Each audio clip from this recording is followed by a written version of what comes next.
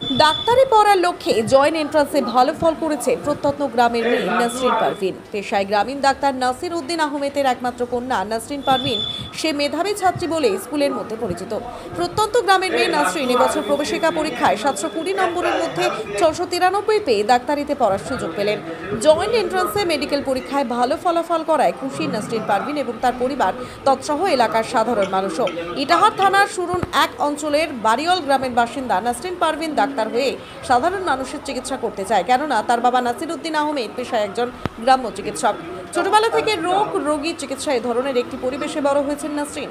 বাবার কাছেই তার এই ডাক্তারি পড়ার প্রেরণা। গ্রামের মেয়ে নাসরিন পারভিন এবারে জয়েন্ট এন্ট্রান্সে মেডিকেল পরীক্ষায় 693 পেয়ে ভালো র্যাঙ্ক করায় খুশির হাওয়া ছড়িয়েছে সারা গ্রামে। পরিবারের লোকজনেরা মেয়েকে মিষ্টিমুখ করিয়ে আশীর্বাদ জানান এবং নাসরিন পারভিনের পড়াশোনার সাফল্য কামনা করেন।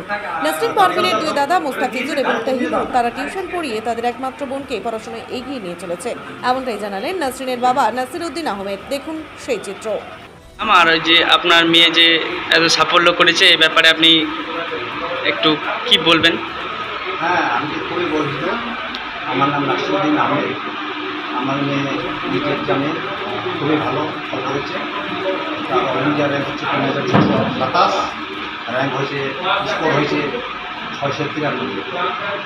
পড়াশোনা করেছে, মাধ্যমিক পাস করেছে বাড়িওর আড়িয়ে হাই স্কুল এইচএস, এখান থেকে মাধ্যমিক পাস করেছে। উচ্চ মাধ্যমিক জুলিয়ান রহমানি একাডেমি, ওখান থেকে উচ্চ মাধ্যমিক পাস করেছে আলামে। তারপরে স্টেপ বাই স্টেপ আলামে ফলাফল লেগেছে, ওখান থেকে পরবর্তীতে হাওড়া সাঁতরাগাছি, ওখান থেকে এই সাফল্য হয়েছে। এখান থেকে যে এত বড় একটা সাফল্য হয়েছে এর পেছনে একটা ভালো পরিবেশ আছে। আমার ছেলে প্রায় 10-12 বছর ধরে মালদায় থাকে। সে এমএসসি এমএ কমপ্লিট করে ওখানে একটা ভয়েস স্কুলে পড়ায়, টিউশনি করায়।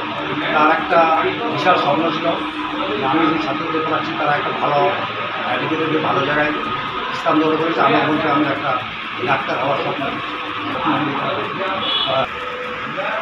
ছোটো একটা তৈরি রকম সে ইলেকট্রিক শিখছে, তারপর সহযোগিতা হচ্ছে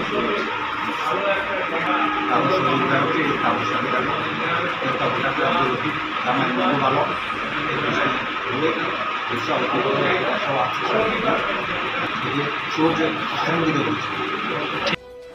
অবশ্যই পুরো পরিবার, তার থেকে বেশি আমার দাদারা।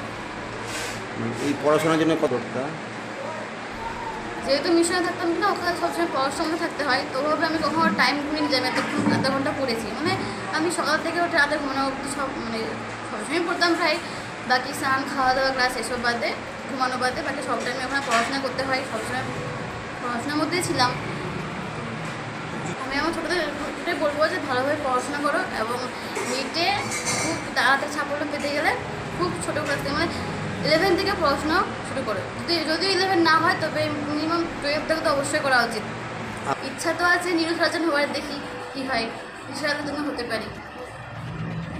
পেট্রোল ছাড়াই চলবে বাইক কিংবা স্কুটি। আজই নিয়ে যান আপনার পছন্দ মতো একটি ইলেকট্রিক বাইক। এক চার্জেই 100 কিলোমিটার দৌড়ানোর ক্ষমতা। চলে আসুন গোসানিমারি আলিয়া ইলেকট্রিক ই বাইকের শোরুম।